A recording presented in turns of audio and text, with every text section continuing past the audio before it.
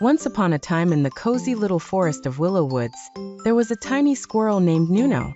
Nuno was the smallest squirrel in his family, but he had a heart as big as any other. He loved playing with his friends, climbing trees, and especially eating acorns. Nuno had a best friend named Benny, a cheerful bluebird with wings that sparkled like sapphires in the sunlight. Together, they explored every inch of willow woods. One sunny morning, Nuno and Benny noticed a beautiful apple high up on the tallest tree. "Oh Benny, if I climb up there and get that apple, everyone will think I'm the bravest squirrel ever," Nuno chirped excitedly. Benny flapped his wings.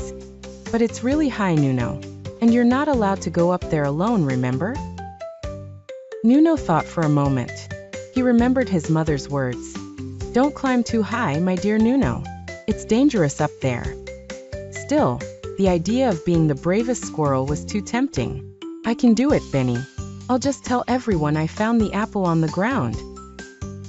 Up he went, climbing higher and higher until he finally reached the gleaming apple. He was so proud when he managed to pluck it from the branch. When he returned to the ground, Nuno saw his friends gathering around to see the apple. "Wow, you got the apple!" cheered Lily the rabbit. "How did you do it, Nuno?" Blushing, Nuno thought of his planned fib and said, "I found it lying right here on the ground." At first, everything seemed fine and his friends cheered. But deep down, Nuno felt a peculiar feeling in his tummy, something he hadn't felt before. It was as if the truth was a tiny acorn he couldn't swallow. Later that day, when he was alone with Benny, Nuno asked, "Benny, have you ever told a little white lie?" Benny chirped, "Well, once I told Mama Bluebird I cleaned my nest, but I hadn't done it properly. It felt heavy in my heart until I cleaned it for real." Nuno sighed. "I kind of feel the same way now, Benny. I didn't find the apple on the ground.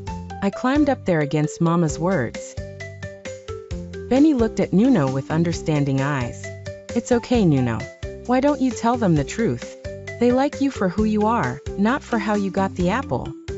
The next morning, Nuno gathered his courage and his friends. I have something to say," he stammered. "Yesterday, I didn't find the apple on the ground.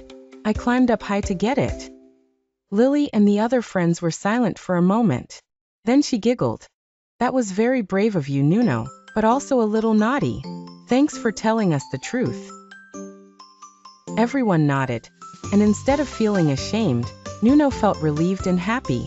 His tummy didn't feel funny anymore.